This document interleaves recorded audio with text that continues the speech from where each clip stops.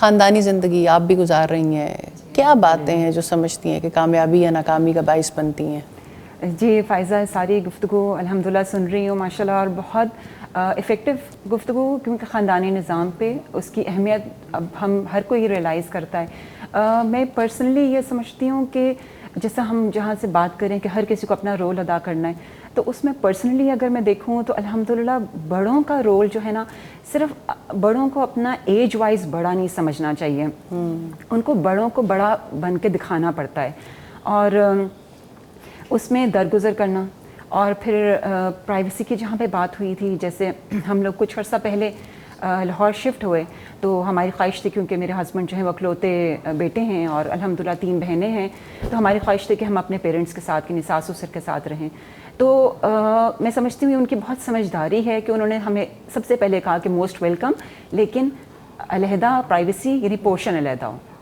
اور اس میں اکلوتا بیٹا ہونے کے باوجود جی اور یہ کہ کچن علیحدہ ہو۔ اور یہ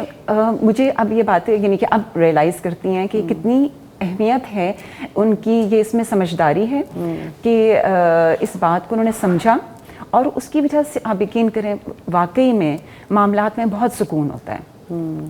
ماشاءاللہ ہم جب اکٹھے ہوتے ہیں تو اچھے طریقے سے بات چیت کرتے ہیں، اور جو بہت چھوٹی چھوٹی باتیں، باریکیاں ہوتی ہیں، ان میں نہیں پڑتے۔ تو الحمدللہ اسی طرح جو بڑوں کا اس کے علاوہ بھی جو رول ہے، جیسے پیرنٹس کی طرف سے بھی میں سمجھتی ہوں، جہاں ابھی شادی والی ایج تھی، ابھی شادیاں نہیں بھی ہوئی تھیں، اس وقت بھی ہمیں گائیڈ کرنا کہ کس طرح سے سسرال میں جا کے رہنا ہے، کیا کرنا ہے۔ لیکن ایک چیز کی میں کمی ضرور سمجھتی ہوں کہ لانی چاہیے، کہ الحمدللہ دیکھیے ہم مسلمان ہیں، اور ہم دیکھتے ہیں کہ مشرک ہو یا مسلمان ہو، کسی نہ کسی نے اپنے رولز اینڈ ریگولیشن ضرور بنائے ہوتے ہیں۔ جی بالکل، ایک اخلاقیات کا سٹینڈرڈ ضرور سب نے رکھا ہوتا ہے۔ تو الحمدللہ جب ہم مسلمان ہیں تو why not take the guidance from اللہ تعالیٰ۔ یعنی ہم لوگ کئی دفعہ اس لیے اپنے جو کلچرل ایشوز ہیں ان کو سالو کرنے کی کوشش کرتے ہیں، کیونکہ یہ کلچرل ویلیوز ہیں، اسی کو ہمیں چینج کرنا چاہیے۔ جس طرح اللہ تعالیٰ نے قرآن مجید میں کہا نا کہ وہ جو بھی کام کرتے ہیں الا ابتغاء وجہ رب العالی، اللہ کی رضا کی خاطر۔ تو ہمارا جو مقصد ہے نا، جیسے ہم سکولز میں بھی بچوں کو جب پڑھاتے ہیں تو ان کو اپنا آبجیکٹیوز پہلے بیان کرتے ہیں کہ یہ تو ہم کرنے لگے ہیں، but this is are objective.